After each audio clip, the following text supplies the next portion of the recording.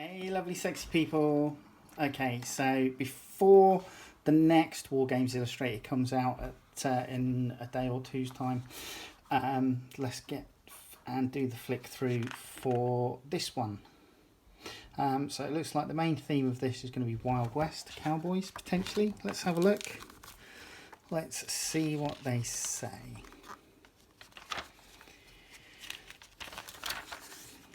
Black Powder Waterloo campaign.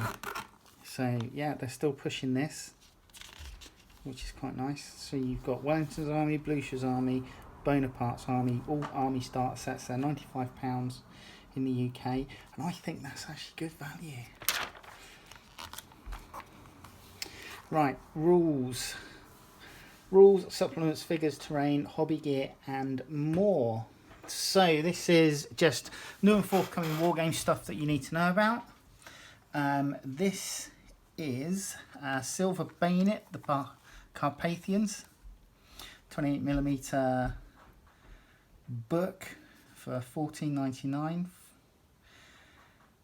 from Osprey Publishing. Venture into the Iron Keep.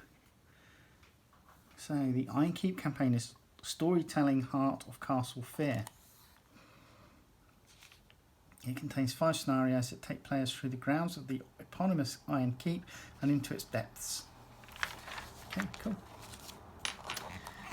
We then have a few more bits and pieces. So we've got Mars Code Aurora.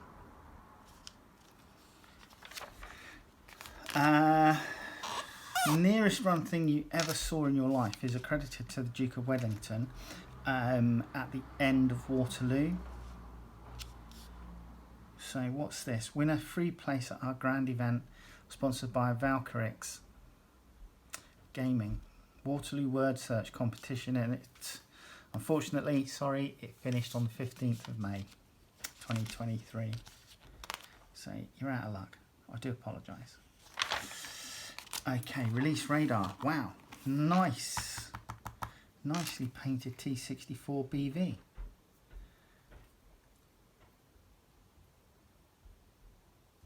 So 15mm Central Asian City-States High Command and First Crusade Pilgrims here. We have here 28mm metal Republican Romans.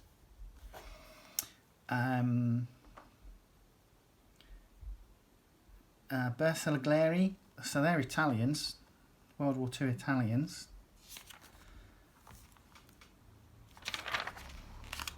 And let's have a look at this.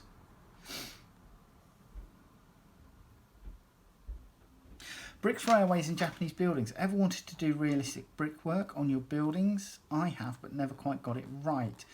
This new sheeting from US manufacturer Monster Model Works at larkspur.com/ho-brick-sheets might make things easier. They come as laser engraved sheets of base wood and are based on actual photographs of brickwork. The 3D effects should work wonders, and even though these are targeted at railroad modelers, they prove an excellent opportunity for us Wargamers. They come in 3 scales, H, O, S and O, so that's not bad.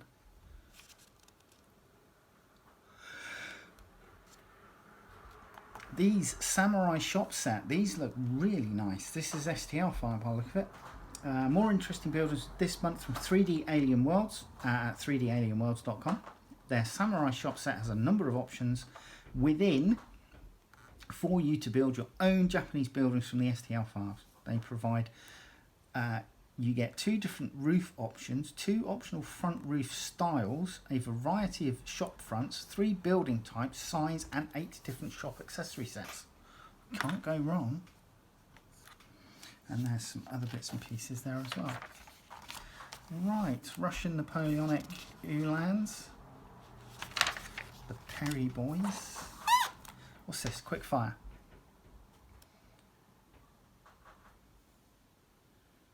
So this is a Aztec and Conquistadors. Somebody's obviously gaming this from one of the readers. Where the wild things were. So, cowboys is the main thread, I think, as I said. As part of this month's cowboy theme, Neil Smith takes a fresh look at Wild West towns and how we should represent them in our games. So this looks good.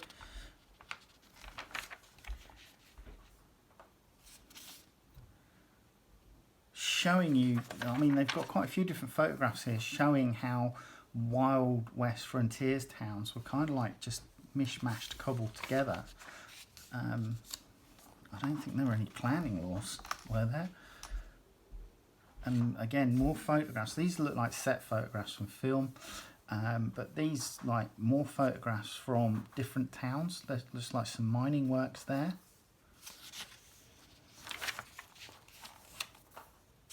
Yeah, so just inspiration for your gaming boards of cowboys in the Wild West. There's quite a big article there actually. 2, 4, 6, 8 pages. Speed Paints 2.0, painting and modelling. We are looking at here, what are we looking at? James is our Get Minis Done Quick brush wielder, so we asked him to put Army Painter's new 2.0 formula speed paints to the test. As payback, he roped in the rest of WI's Paint Shy team to see how many newcomers deal with the range. So yeah, so obviously testing Army Painters. Oh, nice Deathwing. Sorry, a bit distracted because Deathwing on one of my part of my Dark Angels.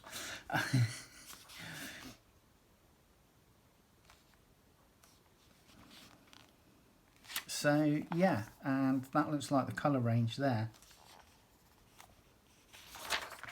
Nicely done. And then some basics on using the speed paints.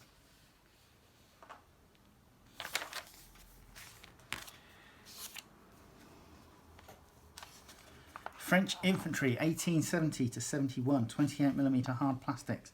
So this is got to be. Well, they make good legionnaires, I think, for you know, Vosges and stuff like that. Right, designer's notes. What a cowboy! John Savage tells us all about his new Wild West skirmish game, which was initially inspired by the What a Tanker command dice system. So it's kind of like an interview and insight into the guy that's designed this new thing, or these rule system. Again, another long article. Designer's notes. Doomed.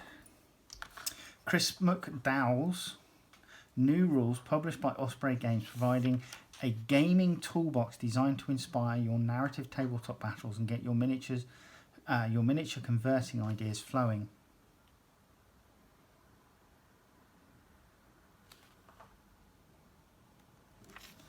I started designing the Doomed in May 2020. The combination of a birthday and lockdown led me to buying miniatures for the first time in over a decade.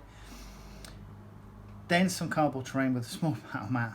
I thought I'd write a little game to use with these miniatures. 3 years later, my finished game of apocalyptic horror hunting is nearly upon us. Okay. It's pretty cool. Some of the miniatures, so I'm assuming these are all kit bashed with various bits and pieces.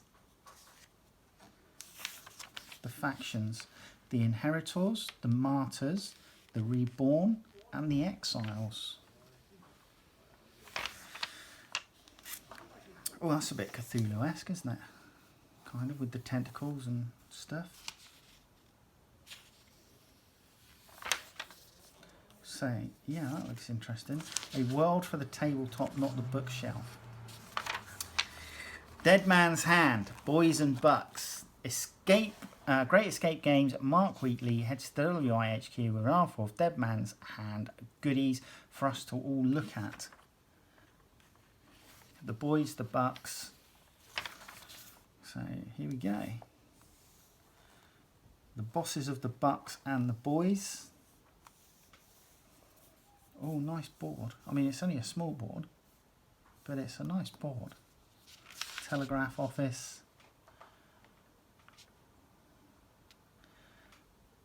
Trading post and general store. Hammerhead 2023 painting competition, the winners. Nice Tau Fire Warrior. This is very much, is it Kai or Kais? The Fire Warrior. This is very reminiscent of the computer game Fire Warrior, where he was, the main protagonist was kneeling over a pile of skulls, I think. Nice Native American dance going on here, wearing a wolf pelt. An Imperial Fist.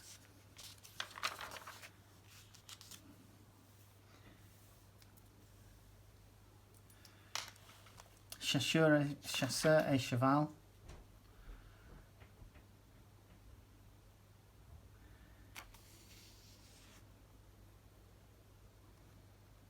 Nurgle Lord, that's a nice one. Oh wow, that's cool.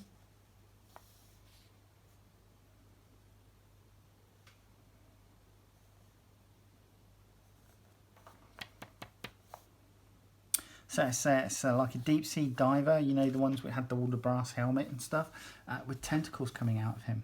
So yeah, that's cool. Then we have a Tau Vignette. Again, Tau's one of my armies that I play. A couple of Pathfinders there by the look of it. And then we've got a Contempt Dreadnought as well. Model T's on the tabletop. Race to Munassib Pass. So this is World War I scenario.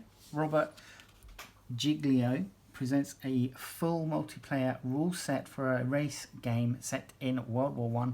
Players come together in command of British light patrol cars and attempt to cut off a retreating Senussi force controlled by the referee. Okay.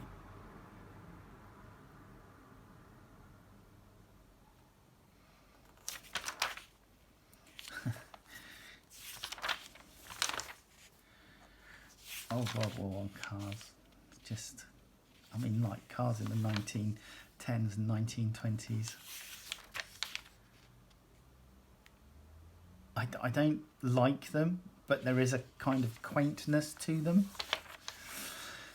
Plastic Franco-Prussian French line infantry. So these are the guys got an advert earlier on in the book.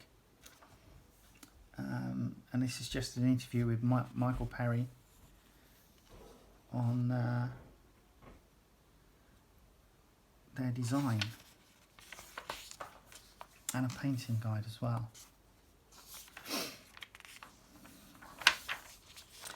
Mad for War, All at Sea, rules showcase. So this is it a full set of rules for playing this? Or are they just taking, yeah, they're just talking through it. So yeah, it's like a demo game. Talk through a demo game.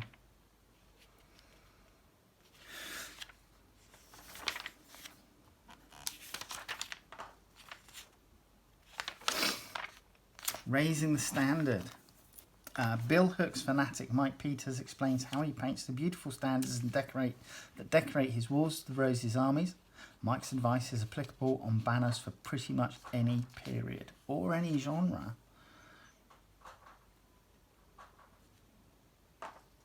So, step-by-step guide of how he makes his standards, and then a step-by-step guide on how he paints them.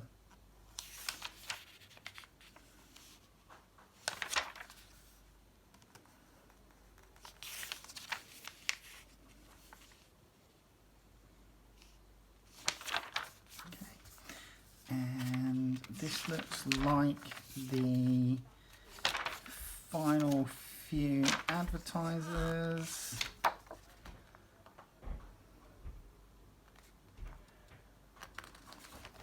And there you go. Right. So I hope you like that quick flick through for Wargames Illustrated. This was issue 425, May 2023. All right. Take care. Speak to you soon. Bye-bye.